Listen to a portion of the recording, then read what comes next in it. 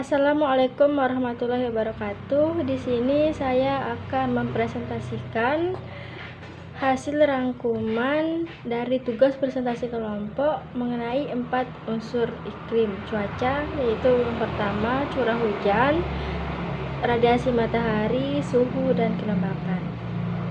Unsur iklim yang pertama yaitu curah hujan.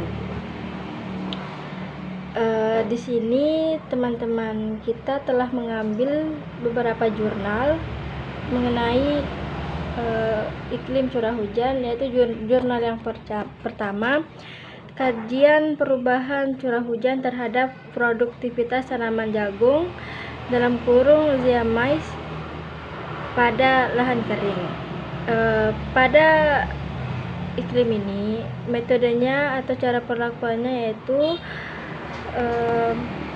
kondisi dari daerah wajak didapatkan dari rata-rata curah hujan dan hari hujan yang terjadi selama 10 tahun terakhir, yaitu tahun 2008 sampai 2017. Hasil rata-rata tersebut dapat menentukan jumlah bulan basah, bulan lembab, dan bulan kering. Penentuan bulan basah, bulan lembab, dan bulan kering didasarkan pada klasifikasi iklim Oldman. Klasifikasi iklim Oldman dibuat khusus untuk tanaman pangan atau semusim. Curah hujan dan hari hujan memiliki hubungan yang kuat dan positif dengan bulan basah, tetapi memiliki hubungan yang berlawanan arah atau negatif dengan bulan kering. Hal ini berarti semakin sedikitnya jumlah bulan kering yang terjadi di daerah wajak, maka akan diikuti dengan peningkatan curah hujan, hari hujan, dan bulan basah. Dari jurnal yang kedua, yang berjudul Hubungan Curah Hujan dengan Produktivitas Apel di Kabupaten Pasuruan, Jawa Timur. Pengaruh curah hujan terhadap produktivitas apel. Curah hujan yang terlalu tinggi dapat menyebabkan berkurangnya kesuburan tanah akibat pencucian mineral dan unsur hara berupa N2 yang terkandung di dalam tanah, sehingga produktivitas suatu tanaman menjadi berkurang. Hal ini juga berdampak pada kondisi tanah. Tanaman apel membutuhkan tanah yang kering untuk dapat tumbuh dengan baik. Ketika hujan turun secara terus-menerus, maka dapat menyebabkan tanah menjadi terlalu basah, sehingga dapat menghambat perkembangan tanaman apel dan menyebabkan hilangnya kemampuan berbuah pada tanaman apel. Selain itu, ukuran buah apel juga akan menurun dan meningkatkan serangan hama, sehingga menghasilkan produksi apel yang rendah baik kualitas maupun kuantitas. Cara perlakuannya yaitu adaptasi petani dalam menghadapi curah hujan yang tinggi biasanya dengan melakukan penyemprotan pestisida dengan interval yang pendek. Penyemprotan pestisida cukup sering dilakukan untuk menghindari meledaknya populasi serangan hama dan penyakit tanaman. Unsur iklim yang kedua yaitu radiasi matahari.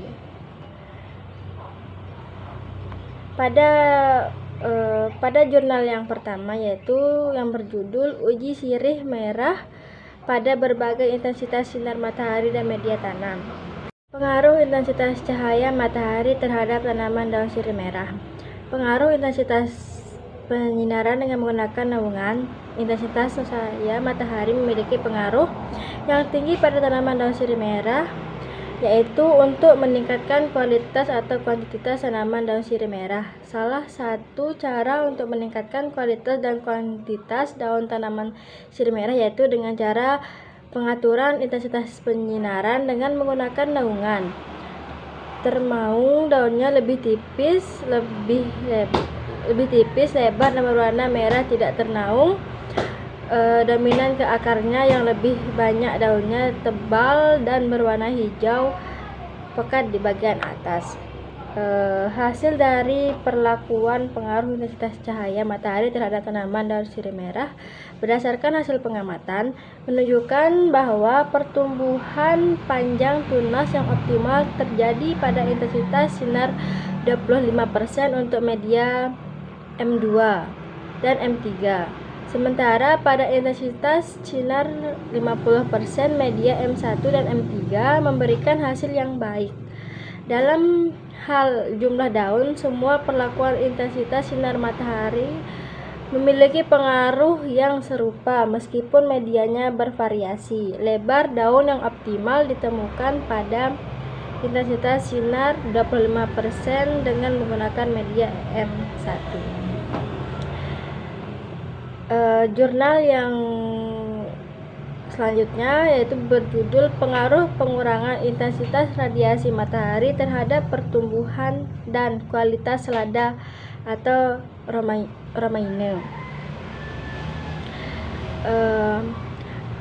Pengaruh intensitas radiasi matahari terhadap pertumbuhan selada. Pengaruh intensitas radiasi matahari terhadap pertumbuhan selada. Selada merupakan sayuran yang berasal dari daerah beriklim subtropis. Umumnya dibudidayakan di daratan tinggi. Intensitas matahari yang terlalu tinggi dapat mempercepat penuaan. Intensitas matahari juga dapat menurunkan kualitas seperti warna daun, rasa, kerenyahan, dan tampilan dari selada tersebut. Hasil dan pembahasan. Selada tanpa naungan yaitu akan berwarna daun yang lebih gelap, rasa yang cenderung lebih pahit, kerenyahan daun yang relatif lebih rendah, kanopi yang padat, berdaun lebat dan tebal. Secara naungan yaitu warna daun terang, tekstur daun yang lebih renyah, dan berdaun tipis dan lebih sedikit. Selanjutnya itu pengaruh cahaya matahari terhadap pertumbuhan tanaman kacang hijau. Pengaruh cahaya matahari terhadap pertumbuhan tanaman. Cahaya matahari sangat berpengaruh terhadap pertumbuhan morfologi tanaman karena cahaya matahari dibutuhkan untuk proses penyatuan CO2 dan air dalam pembentukan karbohidrat. Selain itu, intensitas cahaya juga akan berpengaruh terhadap proses fisiologi tanaman. Hal ini dapat dilihat dari keadaan morfologinya. Ketika intensitas cahaya tinggi, sel-sel daun akan berukuran lebih kecil, jumlah klorofil lebih sedikit, serta tilakoid pada daun menggumpal sehingga hal ini menyebabkan ukuran daun lebih kecil dan lebih tebal, serta jumlah daun pada tanaman lebih banyak. Sedangkan ketika tanaman mempunyai ukuran daun lebih kecil, daun lebih tebal serta ruas batang lebih pendek, menandakan bahwa tanaman mendapatkan cukup intensitas cahaya matahari. Cara perlakuan tanaman yaitu perlakuan gelap. Pada perlakuan gelap, biji kacang hijau yang sudah ditanam diletakkan pada tempat yang tertutup, tidak terjangkau atau terkena sinar matahari secara langsung. Cara perlakuan terang. Pada perlakuan terang, biji kacang hijau yang sudah ditanam diletakkan pada tempat yang terbuka atau terpapar sinar matahari secara langsung. Selanjutnya, pengaruh intensitas cahaya matahari terhadap pertumbuhan tanaman kedelai. Pengaruh intensitas cahaya matahari terhadap pertumbuhan tanaman kedelai. Cahaya matahari sangat besar perannya dalam proses fisiologis yaitu fotosintesis, respirasi, pertumbuhan dan perkembangan, permukaan dan penutupan stomata, berbagai pergerakan tanaman dan perkecambahan. Penyinaran matahari mempengaruhi pertumbuhan, reproduksi, dan hasil tanaman melalui proses fotosintesis. Hubungan antara penyinaran matahari dengan hasil adalah kompleks, terutama untuk tanaman kedelai yang memang pada dasarnya merupakan tanaman yang mempunyai cahaya matahari penuh. Cahaya matahari sangat besar perannya dalam proses fisiologis, yaitu fotosintesis, respirasi, pertumbuhan dan perkembangan, pembukaan dan penutupan stomata, berbagai pergerakan tanaman dan perkecambahan. Penyinaran matahari mempengaruhi pertumbuhan, reproduksi, dan hasil tanaman melalui proses fotosintesis. Hubungan antara penyinaran matahari dengan hasil adalah kompleks, terutama untuk tanaman kedelai yang memang pada dasarnya merupakan tanaman yang menyukai cahaya matahari penuh. Selanjutnya, pengaruh intensitas cahaya matahari dan ketersediaan air terhadap tanaman cabai rawit. Pengaruh terhadap intensitas cahaya matahari yaitu dalam proses budidaya, intensitas cahaya matahari sangat berpengaruh terhadap pertumbuhan tanaman. Intensitas cahaya matahari yang tinggi di daerah tropis di sisi lain akan evapotranspirasi. Dengan tingginya evapotranspirasi akibat intensitas cahaya yang tinggi akan menghambat pertumbuhan bila kondisi tanah tidak cukup air. Cara perlakuan, metode ini dilakukan dengan menggunakan rancangan acak lengkap dengan dua perlakuan, yaitu berupa intensitas cahaya matahari yang terdiri dari 100% intensitas cahaya matahari dan 50% intensitas cahaya matahari. Sedangkan yang kedua berupa kadar air dalam tanah sebagai media tanam yang terdiri dari 75%, 50%, dan 25% kapasitas lapang masing-masing. Kombinasi perlakuan diulang sebanyak 4 kali. Cara menggali tanah sampai kedalaman 20 cm, kemudian tanah diaduk secara merata dan dikeringkan anginkan selama 3 hari. Unsur iklim yang ketiga yaitu suhu. Jurnal yang pertama yaitu pengaruh temperatur terhadap kecepatan pertumbuhan kacang tolo. Pengaruh terhadap tanaman kacang tolo. Pengaruh terhadap tanaman seperti organisme yang lain. Tumbuhan yang terkena panas berlebihan membahayakan dan bahkan membunuh tumbuhan dengan mendenaturasikan enzim yang berperan dalam metabolisme sehingga proses metabolisme akan rusak. Pertumbuhan tanaman akan optimal pada suhu optimum pertumbuhannya. Adanya kenaikan atau penurunan suhu lingkungan akan mempengaruhi pertumbuhan dan perkembangannya. Selanjutnya, dampak suhu tinggi terhadap pertumbuhan dan hasil tanaman padi. Pengaruh suhu terhadap pertumbuhan padi yaitu kenaikan suhu dampak terhadap penurunan produktivitas pertanian. Padi cenderung toleran terhadap suhu tinggi pada fase vegetatif. Paparan suhu tinggi pada fase sebelum dan selama pembungaan akan menurun fertilitas polen pada tanaman sehingga menyebabkan penurunan hasil padi. Selanjutnya, pengontrolan suhu dan kelembapan terhadap pertumbuhan vegetatif cabai merah. Unsur iklim yang dapat mempengaruhi tanaman. Suhu ideal untuk tanaman cabai merah berkisar 240 Celcius sampai 280 Celcius. Untuk suhu pertumbuhan ketika fase vegetatif atau pertumbuhan berkisar 210 sampai 270 Celcius, sedangkan untuk fase generatif atau pembuahan berkisar 160 sampai 230. Jika suhu terlalu rendah atau terlalu tinggi akan merusak kualitas buah yang dihasilkan. Penurunan suhu yang tiba-tiba akan menghambat pertumbuhan buah. Untuk nilai RH yang diperlukan yaitu 80%.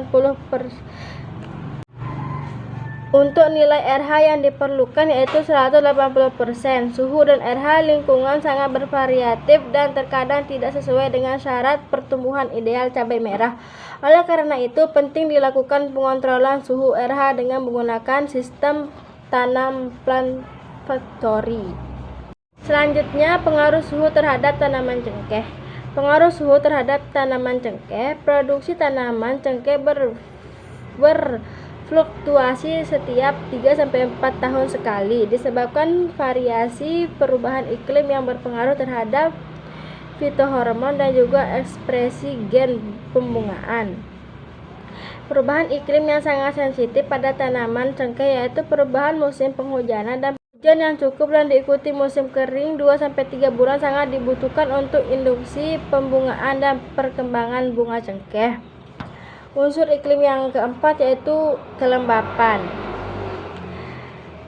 Pada zona yang pertama yaitu pengaruh temperatur dan kelembapan terhadap produktivitas kasturi prapanen tembakau di Kabupaten Jember.